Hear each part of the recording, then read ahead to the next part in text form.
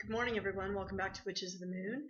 This is Natalie, your Friday hostess, and this week's topic is using what you've got, how to harvest and utilize local materials. Now, first of all, I want to just give a brief apology for the late upload to this video. I actually originally recorded this video yesterday, but the jump drive to which I saved it was corrupted, so when I got home where I could edit the video and add the intro and so forth, it was undownloadable. It downloaded it, but it was unusable. It wouldn't read it, so I apologize that this is late in getting out. Anyway, this is a topic that I am particularly excited about. It was one of the ones that I suggested to the group, and I think is really, really key because we tend to do a lot of videos on our favorite witchy shops, but we never really talk about the fact that you don't really need anything from a shop in order to practice the craft. Everything you have is at your disposal, at your fingertips,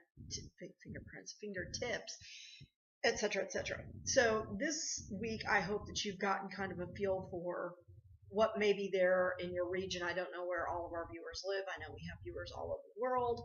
So things are going to vary just a little bit depending on your particular region and what's there. So my first suggestion to you is to do a lot of research. A lot of times you can get books on the local flora and fauna, and that would be a really good place to start. Not just the wildflowers, but the plants in general. You may also want to look up a local agricultural extension or government office that deals with the local agriculture.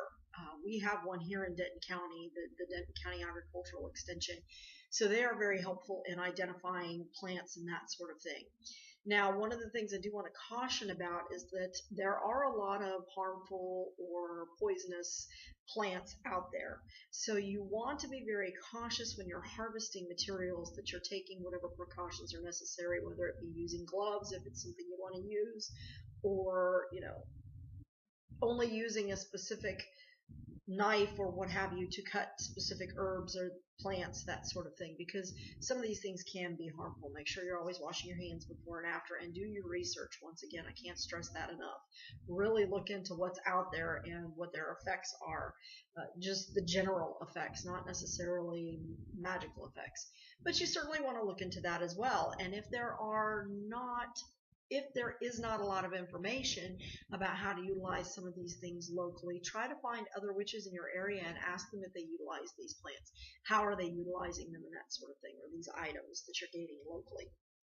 You might also look into doing like a group swap, where maybe you can group up with people from other areas. If there's something you need that's not native to your area, but it is local to someone else, you guys can share a group. I am considering starting a using what you've got group on Facebook, where we can come together in a group and discuss local things, what we've learned, share our knowledge with other witches in our area and outside of our area who want to share what materials are local, because you don't know where you're going to be next year, even next week, so it's possible you might end up in one of these areas, and it would be good to already kind of know what's available.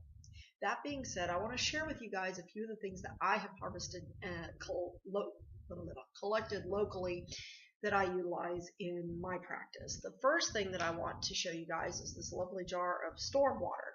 We get a lot of heavy storms here in North Texas, and so storm water is always something. I have jars of this stuff, and I don't keep it for more than 6 months at a time because I think it loses its effectiveness. So I will label it with the date of when I collected it, and I use it for different things. If you want to kind of know more about what I use stormwater for, what water is good for, I would refer you back to our video of 2 or 3 weeks ago where we talked about magical waters, the various types of magical waters and their uses. But stormwater, you just set out your jars and collect it, and that's one of the easiest things to collect. Now, I do want to make a statement. I have recently found out that in many states, and I think Texas is one of these states, it's actually considered illegal to collect rainwater.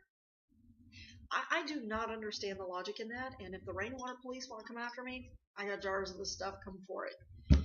It's really bizarre to me that it would be illegal to collect rainwater, especially if you're not going to be consuming it or selling it to people for consumption, but that is what I've heard. So that is one of the things. Another one of the things that is kind of naughty that I will point out is feathers.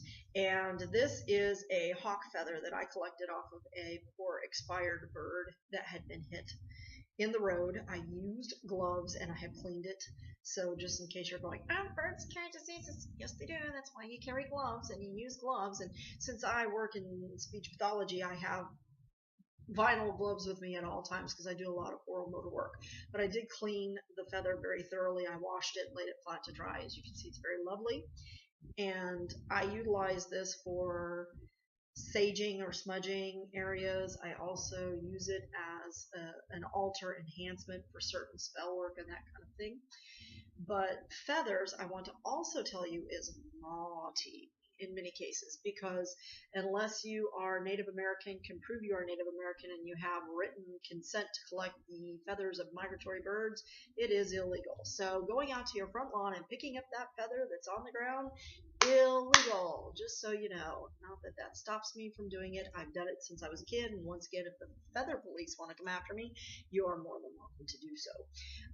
But I do not take any animal part. I just want to make that statement here. Any animal parts that I use, including feathers, whole animals, because I have used dried frogs, which I have found expired in my offices, especially after rains. I'm only in my Pilot Point office like once or twice a week, so a lot of times little animals and critters will find their way in and they will expire.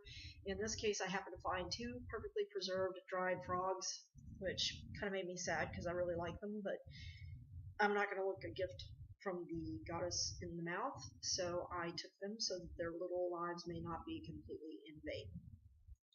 And I have utilized those, especially in transformational magic. But I do not sacrifice any animals for my practice. If I happen to come across something that's usable, then I will use it. Oh, that reminds me, one thing I did forget here that I did not bring: wasps and bees. If I find them on the ground, we have a phenomenal amount of wasps here. Fire ants also in Texas, which those I do kill. I hate fire ants. I will utilize those in certain types of magic as well, especially if I want to give somebody a sting, or if I want to add some fire to something, I will utilize those creatures, and those are things that I collect locally. Other things that you can collect locally are various types of dirt. This happens to be crossroads dirt, which is good for road opening spells and for other things. This is graveyard dirt, which I have collected with the help of a certain individual who has, in his own way, granted me permission to collect. So those are locally harvested materials. Now, again, anytime you're taking something from the earth or from someone, you want to make sure that you're leaving some sort of an offering or giving a thanks for that material. Just making that statement here. Other things I have collected locally: dandelions, and I use these primarily in actually some of the salves that I create. I have a skin salve for like rough hands, dry hands, that I use marigold, chamomile, and dandelion in. So a lotion, like a solid lotion or something like that. I use that, but you can use them for other things because of their resilient nature. They're absolutely fantastic in terms of they've got a lot of properties, so they're very useful for a lot of different types of magic. Mistletoe. We have a whole lot of mistletoe in the trees around North Texas, and one of the things that I will state is that we do not have the same type of mistletoe here that you can think of when you think of Christmas time or Yuletime mistletoe. Our mistletoe does not grow the big, pretty white berries. It is still poisonous, however, so again, you must be careful. Do not ingest. Other things that I have collected locally: toadstools and mushrooms. These grow phenomenally here after a rain.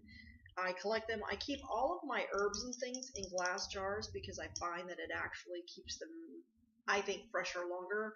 For example, you want to make sure that you're checking your things for mold and mildew. You want to get rid of them if they're starting to produce that stuff. And with these, I will tell you, be careful. You may want to wear a mask when you utilize these, simply because they do release spores and they are poisonous. So, that kind of thing. These are very good for fairy magic and that kind of thing, so I utilize those. Another thing that I collect locally: snake shed. We have a whole a lot of snakes around here as well. And sometimes you'll come across the snake shed just on the ground if you're doing a nature walk. No. In this case, this happened to be donated to me by someone I know who has a snake. So she always gives me the snake shed. Another thing that you can collect locally, acorns. Da, da, da, da. And in Texas, we have various different species of oak trees. So any kind of nut or fruit from a local tree you can utilize. I use acorns all the time. We have big acorns like this. They get even bigger. They get about this big around. And we have the standard little acorns that you're used to seeing from regular oak trees. Something that I am trying currently to learn about or get a feel for is magnolia. Magnolia trees produce these big pods, and it almost looks like a Christmas tree to me. And they just fall off in bulk like this. So I was compelled to pick this up, and I was thinking to myself, I don't know what I could use it for, but I am looking into the magnolia tree, trying to figure out what magical properties it has, and trying to connect with local witches to see how they utilize these, because we have these in abundance in one of the neighborhoods next door to me. So I like it, and sometimes I'll just use it as like a fall type decoration on my altar. Another thing that you can utilize local materials for, and this one is super important, various types of magical inks. Now this particular ink that you see here, I have created from a pokeberry bush. Now pokeberry bushes, if you don't know this, are indeed poisonous. So you must be very careful when utilizing some of these things. Do your research well. Always use gloves, which I'm not doing right now. And as you can see, it's kind of worked its way through the cork a little bit because you do want to make it breathable, but in a way I kind of see it as a seal for itself. You do have to shake these frequently, but you can utilize local plants and berries and that sort of thing in magical inks for yourself. Now I like pokeberry ink because it is poisonous and because it has a bright red color, so it's useful for a lot of things. I don't use it in love spells, just so you know, even though it has a red color, which is often associated with passion, but I think the poisonous nature of the berry kind of negates that. And so I use it for binding spells or return to sender spells, that sort of thing, kind of malediction. But any kind of berry, if you find blueberries locally, raspberries, anything like that, think about the various different types of berries and kind of juicy plants that grow in your area. Sometimes just the leaves of certain plants produce a lot of color, and you can utilize that by crushing it up and mixing it with alcohol. I use vodka, a very high proof vodka. Everclear works very well too, but I use a high alcohol volume to make my inks, and it can kind of preserve. Now these you have to throw away after a while as well, but you can throw it out, clean your materials, reuse the jars or whatever. That's another reason why I always use glass. It's easier to clean. So you can utilize those inks for various different things. You can find various different colored plants to use and have some magical inks for yourself consecrated in that way. So that's just an example of some of the local things. Other things that you might consider using are specific herbs that you can grow even in your own garden, like mint and rosemary, lavender, all of those typical herbs that we associate with the craft that we use frequently.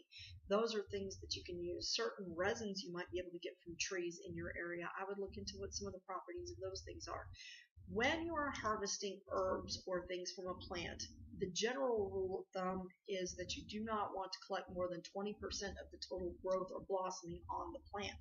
So if the plant is small, you may just be able to take a little. So cultivate that, try to grow the plants more, spread them more, and you can use them.